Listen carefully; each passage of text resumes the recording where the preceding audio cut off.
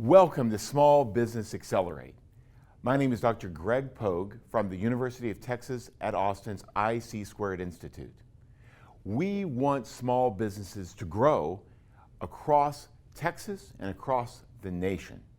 We want small business owners to think today so they can thrive tomorrow. So you may be asking, what is Small Business Accelerate? I'd like to give you a brief introduction. Small Business Accelerate is a growth program. It's flexible and provides support to empower entrepreneurs to create actionable growth strategies for their businesses.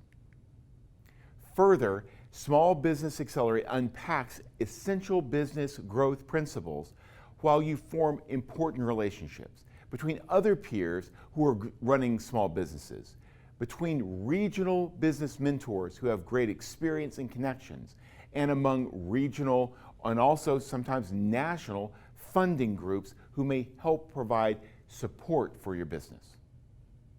Now, what does this mean for you? What are you going to get out of the program? Great question. The first thing is we want you to gain a deeper understanding of your current value and positioning in the marketplace. Second, we're going to give you a methodology to take market feedback and design and execute a fitted growth strategy to expand and grow your market today and tomorrow. Next, you're going to build a network of peer and expert mentors to help support you in your business journey. And finally, you're going to have a framework to build a growth plan and a budgetary strategy to present to funders who will provide you the energy and the lift to grow your business. Now, in Small Business Accelerate, we want you to do three particular things. The first is investigate. I want you to understand the market opportunity, your business assets, and what you have to do and what you need to grow your business. Next, articulate. You need to be able to put together crisp and clear and effective value propositions that people can hear, feel, and respond to. You need to have outreach strategies to get your product and messages to your current and new markets. Next, you're going to disseminate. Disseminating effective market-directed messages to the right people, to the right channels, your products and services to them in effective ways. And finally, a growth plan to those funders and those mentors who will support your business growth. So, how does Small Business Accelerate work? Great question. Well, look, it's a flexible training approach. We will provide online learning sessions with videos you can watch at any time. We're going to give you homework exercises that apply learnings to your business directly. They're going to be provided in the videos. You're going to do those homework, and then you're going to come back and share your findings from those exercises and how you are applying those business principles among your peers and also to different regional mentors in specific sessions. Then you're going to be developing those relationships in those weekly and monthly meetings to create an ecosystem to support you as you grow your business. So I want to provide you an example session, introduce you, give you a little bit of immersion so you know what this is like. So the learning objectives of this example session are pretty simple. We want you to consider a real-life market example, General Mills and their Trix breakfast cereal. We want you to explore the differences in the quality and the predictability of data when it's collected in two different ways. The first way is directly from your customers, talking to them. And the second is through exploring market trends and competitive analysis. Once you have these data, we want you to ask the question, how do you understand customer needs best? And what is the basis for your product or services to generate satisfaction in the mind of your customer? How does this best done through direct interview methodologies? And finally, from the responses from those direct interviews, can you identify key competitive advantage for your product or service based on that customer feedback? So that's what we're going to do now. Welcome to an example session of Small Business Accelerate. We call this one, Give the People What They Want. The voice of the market always outweighs trends in the market. So we're going to talk about breakfast. Woohoo! In the battle for breakfast, we've noted a big trend starting, if you notice, in 2010, when the current health kick began. Again, this is where CrossFit began to really grow. Yoga and other healthy activities began to grow. In-home exercising began once again to grow in profound ways, not only as a market share, but in participation. And we've noted that very important things happen. Frozen, refrigerated foods and yogurt have skyrocketed. This is where Greek yogurt trend became the big thing. But traditional cereals, traditional breakfast materials, the ready-to-eats that I was used to as a kid began either being stagnant or declining. Look at what happened to ready-to-eat cereal and breakfast bars. I mean, Pop-Tarts fared better. Wow, can you imagine that? So what does this tell us about trends in breakfast? First, in food, there are three key trends. Transparency. Customers want to know where their food is from, what is in their food, and that it is high quality, that they're not being sold things that they do not want, that do not support a healthy lifestyle. They're beginning to understand that the input and the output on the health side is very direct. Second, again, there's new breakfast habits. We don't sit down as a family for breakfast anymore. It's not the most important meal of the day, as I was taught. Indeed, the role of breakfast is to basically put some food in, get a little bit of coffee, and get on with your day. This means ready-to-eat materials such as yogurts and breakfast bars, as you see here, really win often. Finally, customers are actually requesting specific things. Reduce the amount of added sugar. Don't over fortify with vitamins that I may not agree to. Increase the amount of protein and quality that supports a healthy, active lifestyle. Put that in my food products. And finally, transparency and quality. This organic movement, which began to really gain lift in 2010.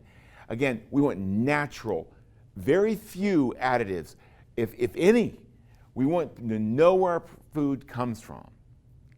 So what does this mean to the failing center of breakfast cereals? In 2014, this is where sales were at.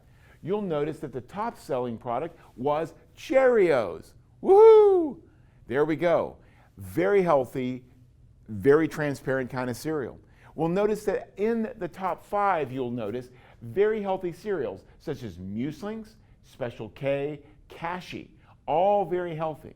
Only Frosted Flakes and of course the world's greatest cereal, Cinnamon Toast Crunch, those are the ones which sit in there. The rest are really healthy options. But as we go down this long list, we come near to the bottom and we see Trix. Trix at $82 million a year, that's its market, compared to over 10-fold more with Cheerios, almost $1 billion a year. Let's get into why there may be a difference. Let's value map Cheerios. We do this by looking at key trends: healthy versus non-healthy, natural versus unnatural, and finally, I'm going to throw in one other element: fun versus, well, less than fun. As we've noted, customers now live in a gradient that goes toward healthy and natural and doesn't value fun as much as, well, I guess I would, since I think Cinnamon Toast Crunch could be the best cereal ever described by modern humans.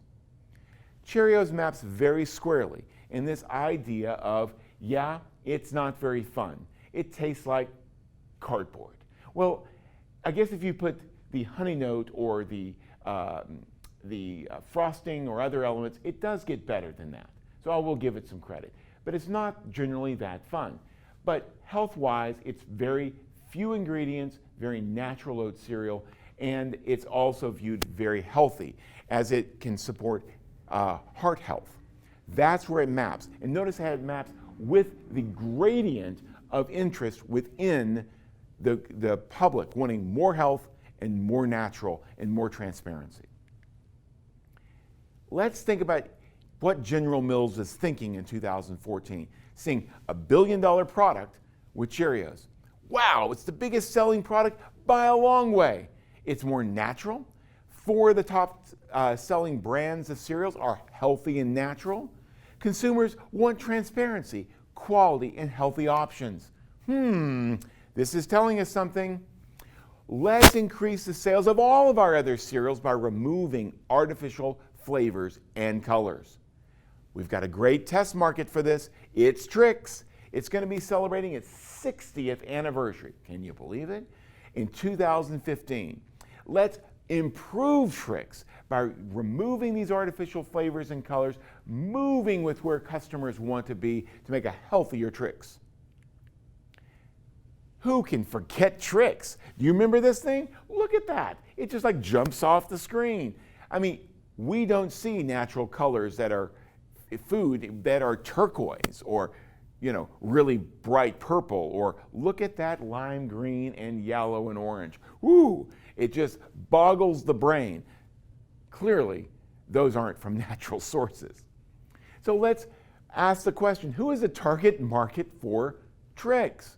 Well, from the beginning, you start noticing the Trix packaging looks like it's very much targeting kids. First with a stuffed bunny, then we move over to these ideas of a cartoon bunny, all about flavors and colors and fun. Look at the fun bunny. I mean, what a great experience this bunny is having with the cereal. Clearly, fun is a big deal. So if we value market Trix with natural, healthy, and fun, we notice that Trix maps at the reciprocal, the very opposite of Cheerios.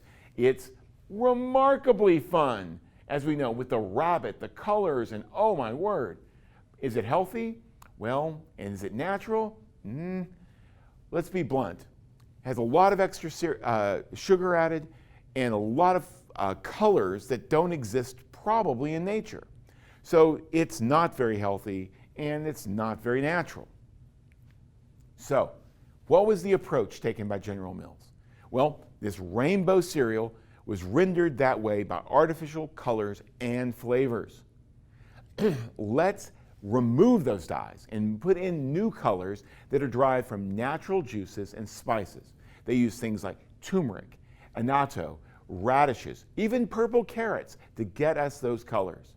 But some colors, like the bright blue and the bright green, yeah, you can't recreate those as natural stuff.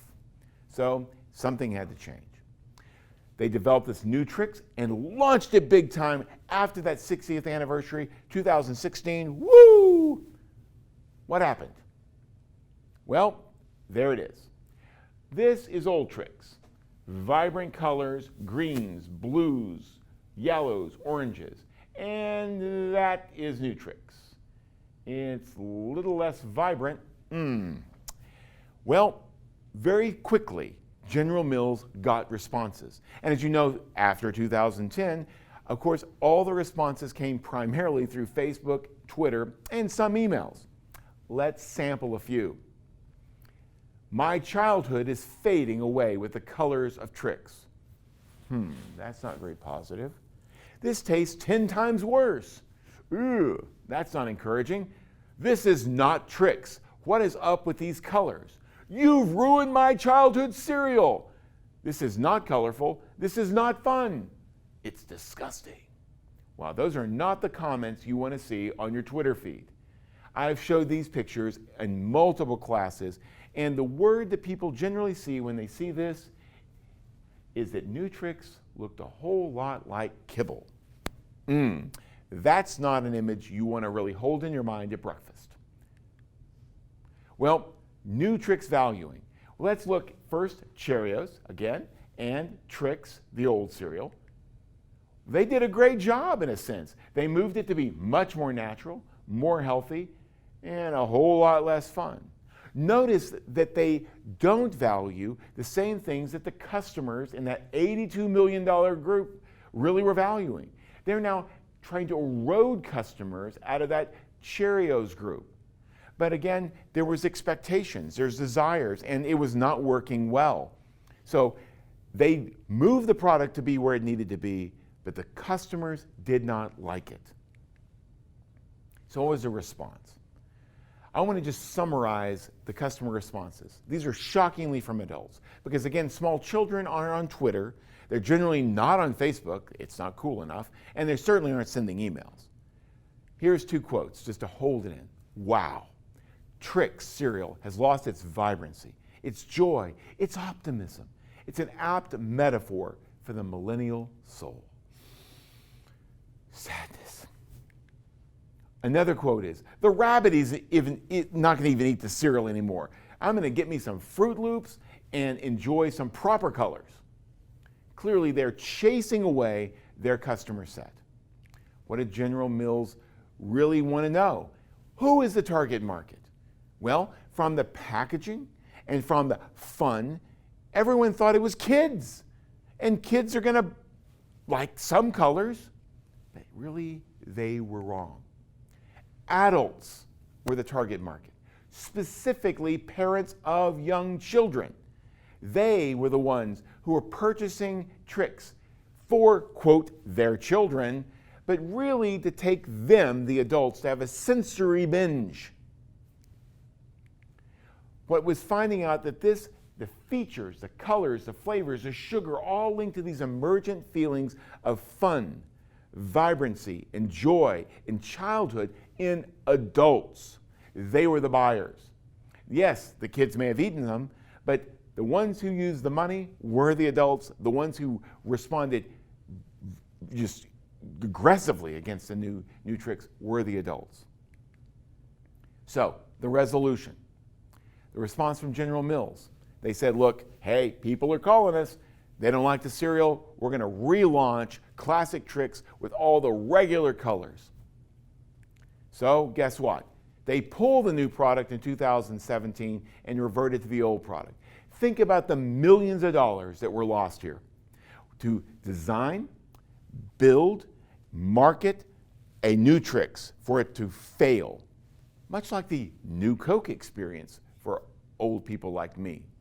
It didn't work, and they had to go build the new Trix, which is actually the old Trix. But did it work? Yes. Trix posted a 60% retail sales growth in 2018, really exciting the CEO of General Mills. Woohoo! Think about how much sales they lost to have a 60% increase in sales. This tells us that the idea of the new Trix was a big failure for General Mills. So what does this tell us?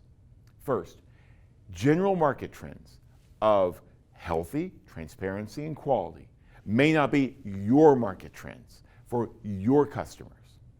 Despite 60 years of selling the product, they fooled themselves into thinking that it was children and that they understood that the general market trends would move their customers with them. But they didn't even know who their customers really were. They misunderstood why customers bought their products. The why. It's not to get health, it's to revisit childhood. In seeking to grow their market, using these general market trends, General Mills alienated the very customers who valued the key features they changed.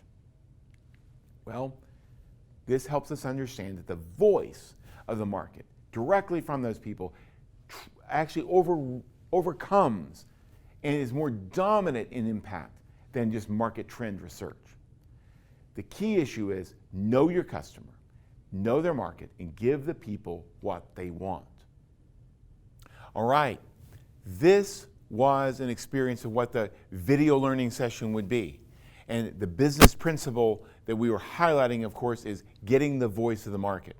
We then transitioned in the video session to having you do homework.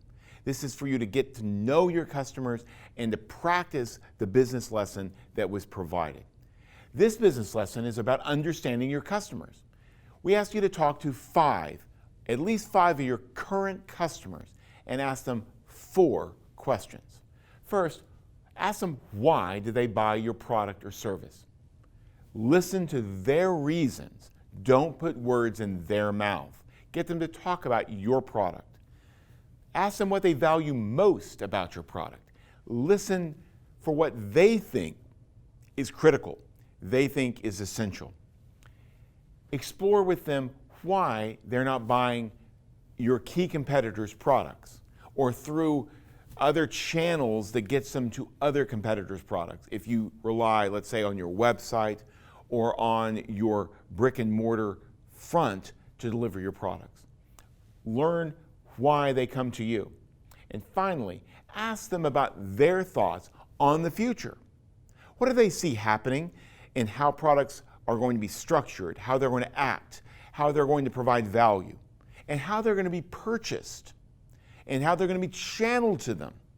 We've seen all the disruption going through the pandemic, moving online with ordering, and then through other channels for delivery at our homes. It's dramatically changed business. What do they see happening in the future? Ask those questions, and as you see the smiley faces over there, write down the answers. Hold them, okay? Now, once you have those answers, sit down for a minute and think about what you heard, okay? Think today so you can thrive tomorrow. That's our motto. So write down some answers to these questions. Who are your real customers? Is it who's really buying the product? Who's really using the product? Who may be integrating your product or service into their larger product? Who do you need to influence and value most as your real customer?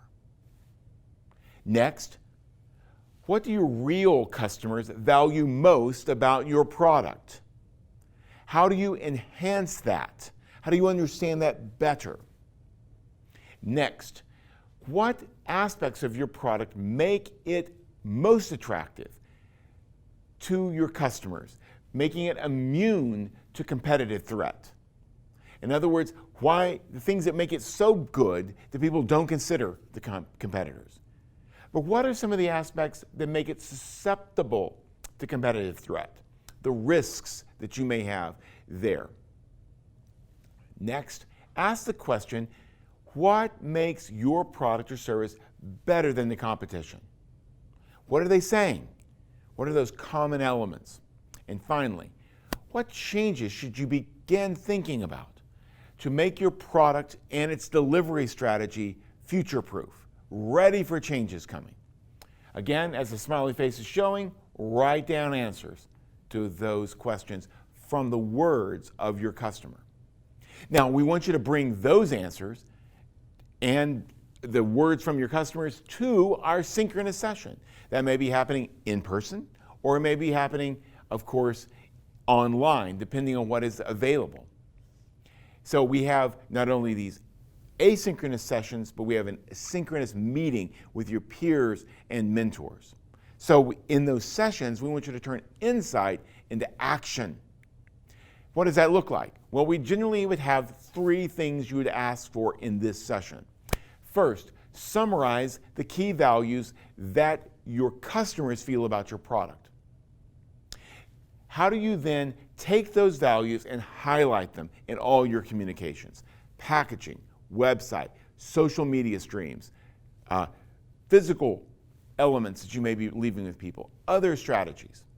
What do you need to do this coming week that will change the way you talk about your product based on what the customers have told you? Next, we want you to describe what your customers said that made your product better or more distinguished from your competitors' offerings.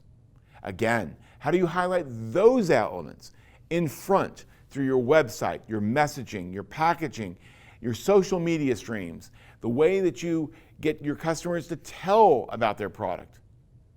What are you going to do this week that's different, that links together the values your customers see and what makes you better than your competitors and how you're communicating about your product? Finally, we want to ask the question, where is the market moving according to your dedicated customers in terms of what the product or service will deliver and how they will buy, sell, or use it? So what changes should you begin to contemplate to future-proof your product and its access to what's going on in the future market, according to your customers. What changes should you begin to do? Is it development work? Is it new relationships for channels? Is it new messaging and types of interfaces on your website for easier purchase or engagement? You need to be designing today so you're ready for tomorrow. These are the ways you're going to be presenting answers and having your peers comment, challenge you, press you to work to get the right elements together. So this is what Small Business Accelerate begins to look like. The online session of learning, your homework you conduct after the video, and then we come together to turn our insight into action. So we're inviting you, come grow your business with us. Small Business Accelerate offers 10 learning sessions, 3 expert mentor meetups, and 1 final business strategy pitch event that the community comes out to support you. You can get in front of funders through this. Check out smallbizaccelerate.com for the upcoming program dates and sign up today. We want you to join us as we investigate our markets, as we articulate our value, and finally, we disseminate our products and a growth plan to those who can help us move us to a growth position. So don't just take my word for it. Here are some examples of people who've been through the program. They represent a variety of types of businesses, from music to services of cleaning to producing products such as empanadas that are sold through a food truck, but also through other vendor sites, packaged and sold through H-E-B and other places. And then also a brick and mortar based store, Sweet Ritual Ice Cream. So very different ways products are sold, in very different ways the markets and interactions are playing. This program works for many different types of entrepreneurs. And we're thankful that it actually helped them to understand their market, design their messages, and then execute a growth plan that's changed their businesses dramatically. So, for more information, tell us about your experience. What did you think about the session? Was it useful? Was it helpful? Was it interesting? What did you think about the exercises? What did you learn? We hope it's good. And as I said, go to Small Business Accelerate, sign up, learn more about the materials. My name is Dr. Greg Pogue. I'm the lead instructor. I'm here to help you. Thank you for your time and look forward to you joining us in Small Business Accelerate in the next session. Take care.